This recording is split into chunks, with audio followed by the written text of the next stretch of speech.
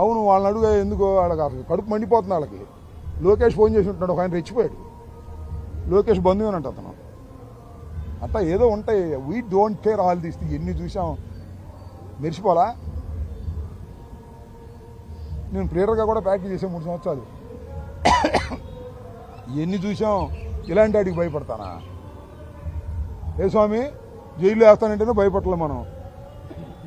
ఈ లోకేష్ చుట్టమైన సిఐ గారు ఎస్ఐ గారు బెదిరితాను. నేను బెదిరేవాడినా. నేను అట్ట 70 సంవత్సరాలు ఎన్నాళ్ళు బతుకుతాం?